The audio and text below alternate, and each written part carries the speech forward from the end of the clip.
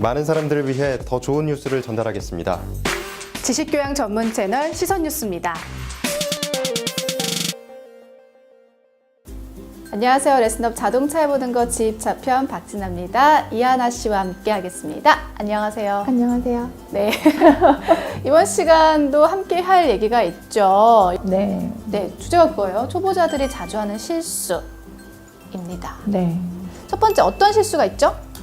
일단은 우리 차주님들께서 지입차를 시작하기에 있어서 알아보는데 가장 실수를 하시는 게 운수회사와 물류회사를 정확하게 알지를 못하세요. 차이점을. 쉽게 생각하시면 돼요. 저는 쉽잖아요, 언제나. 쉽고 빠르게. 쉽고 빠르게. 복잡한 거 싫잖아요, 우리. 운수는 말 그대로 넘버를 갖고 있는 회사가 운수회사고요. 넘버. 내가 이 사업을 하기 위해서 우리 일반 개별 넘버 4.5톤, 우리나라 법이 4.5톤 이상의 화물차에 대해서는 절대 개별 넘버로 운행을 할 수가 없고 법인 넘버를 이제 대여를 해서 쓰시는 개념이란 말이죠. 그 넘버라는 게 차 앞에 붙는 그렇죠. 그 번호를 노란색 번호판. 예. 네, 그거를 소유하고 있으면 그렇죠. 운수회사. 그렇죠. 그리고 물류회사는 말 그대로 물동량을 갖고 있는 회사. 내가 받을 물량을 갖고 있는 회사가 물류회사인 거예요. 그게 혼동하는 이유가 그것 때문에 그럴 것 같아요. 운수회사가 물류회사도 함께 하는 곳들이 있죠. 있잖아요. 네, 저희처럼요. 그렇죠. 네. 그래서 운수회사, 물류회사 비슷하게 생각할 수가 있다는 건데 하나 씨 말처럼 넘버도 소유하고 있지만 유일통운에서는 물동량도 이렇게 배차 시스템을 다 하고 있기 때문에 운수회사도 맞고 물류회사도 맞다는 뜻인 거고요. 그렇지 않은 경우는 전혀 다르다. 네. 인 거네요. 그렇죠. 그 화물차 넘버만 갖고 있는 회사들이 굉장히 많아요. 저희처럼 이런 뭐 물량을 갖고서 차와 물량을 같이 움직이는 회사가 아니라, 그러니까 우리나라 현법상 넘버가요. 이제 그냥 나라에다가 우리 넘버 필요하니까 넘버 주세요 한다고 새 넘버가 나오는 시스템이 아니거든요. 현재 있는 넘버를 회사들끼리 나눠가는 시스템이란 말이죠. 그러다 보니 회사 재산이거든요. 그 넘버는 개인께 될 수 없어요, 절대. 네, 정말 중요하게 알아야 되는 거네요. 일단 초보자분이라면 운수회사, 물류회사 구분을 정확하게 하셔야 될 것 같아요. 왜냐하면 그 구분이 없을 때 일을 시작하면 여기는 운수회사인데 그럼 나 왜 일 안 주냐, 이거 사기 아니냐, 네. 이렇게도 할 수가 있거든요. 그런 차원에서라도 확실한 의미 파악이 필요한 것 같습니다. 두 번째 많이 할 실수 뭐가 있을까요? 두 번째 실수는요, 상담을 하다 보면 또 실수를 많이 하시는 게, 넘버가 많으면 굉장히 큰 회사고 탄탄하고 좋은 회사라고 착각을 하시는 경우들이 있어요. 넘버가 비싸잖아요. 그럼 많이 소유하고 있다면 아무래도 회사가 풍족하다 이런 의미 아닌가요? 저도 그렇게 생각할 수 있을 것 같은데. 근데 회사에서 넘버를 몇 대를 소유를 하고 있건 기사님하고는 아무 상관이 없어요. 회사 재산이지 기사님 재산은 아니거든요. 보면 내가 소속되어 있는 회사가 넘버가 뭐 5대, 뭐 3대밖에 없는 회사예요. 정상적으로 운영이 되는 회사라면 기사님한테는 아무 상관이 없는 거예요. 심지어는 그 회사가 500대, 막 600대를 갖고 있어요. 그렇다고 해서 기사님한테 혜택 가는 건 아무것도 없어요.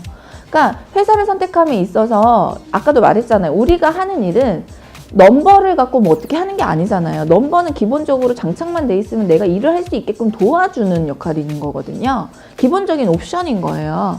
근데 그 넘버를 달아주는 회사가 대수가 몇 대 있건 그건 중요치 않고, 체크를 하셔야 될 부분은 넘버 대수가 아닌 거죠. 물동량인 거예요. 우리가 할 일은 물량을 받아서 돈을 벌어야 되는 일이잖아요. 물량이 많을수록 좋은 거고 비수기를 피하면 피할수록 좋은 게 우리 일인데, 이 회사가 넘버는 500, 600대 막 2, 300대 갖고 있는데 물량은 하나도 없어요. 그런 경우는 어떻게 해요?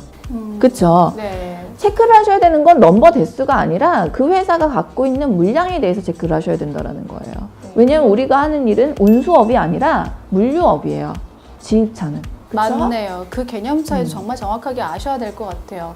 뭐 내가 넘버를 달았으면은 그 이상의 넘버는 나랑은 관계가 없기 때문에 배차가 얼마나 잘 되는지, 물량이 얼마나 많은지를 체크하는 게 넘버의 개수보다 더 중요하다고 합니다. 네. 정말 중요한 말인데요. 네. 하나 더 있다고 들었어요. 이 고정 물량 차량이라고 하죠. 보통 대기업 그 마크 붙어 있는 차량들을 고정 물량 차량이라고 하는데 또 이게 무조건 좋다 이렇게 얘기하는 분들도 많다고 해요.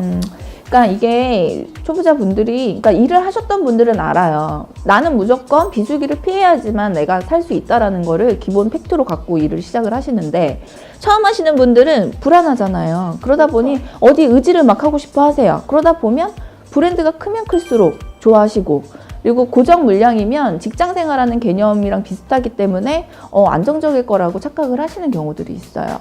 고정 물량이라고 하는 거는 한 브랜드의 일을 한 코스로, 단일 품목을 운송을 하는 거를 고정 코스라고 얘기를 해요. 고정 물량이라고 얘기를 하는데, 문제는 우리는 물류라는 건 분명히 비수기라는 게 있어요. 그렇죠? 그 비수기라는 게 오는데 나는 그 비수기를 피해야지만 나는 산단 말이죠. 근데 생각을 해봐요. 내가 실어야 되는 물건은 한 브랜드에 한 가지예요. 그 브랜드가 비수기가 왔을 때는 어떻게 해요? 고정 물량은 화주랑 약속을 하는 거예요. 이 물량을 제외하고는 다른 물건을 실을 수가 없는 게 고정 물량이거든요. 나는 만약에 내가 차주예요. 그 브랜드라는 A라는 브랜드가 비수기가 왔을 때 매출이 막 반으로 쪼개진단 말이죠. 그러면 못 이룬 매출을 내가 채울 수 있어야지만 나는 살 수 있는 건데, 그걸 못하게 하는 게 고정 물량일 수도 있다라는 거예요. 예, 그걸 모르시는 분들이 굉장히 많아요. 그러니까 우리는 뭐 브랜드를 떠나서 다행히도 성수기가 틀려요. 그러니까 브랜드마다 비수기가 틀리고, 지역마다 비수기가 틀리고, 계절마다 또 비수기가 틀리게 와요. 다행인 거죠. 그걸 피할 수만 있다면 괜찮은 건데, 그러려면 기본적으로 브랜드를 3-4가지 정도는 하셔야겠죠? 그리고 지역마다 한 코스만 다닐 수 없어요. 여러 지역을 다녀야지만 비수기를 피할 수 있다는 것도 당연한 거예요. 이게 현실인데, 그런 말 하셨어요. 유일하게 선택하길 정말 잘했다. 굉장히 좀 그래요. 저도 설명하기가 좀 모호한 부분이긴 한데, 예를 들자면 1,000만 원이다. 1,000만 원을 일으키려고 봤더니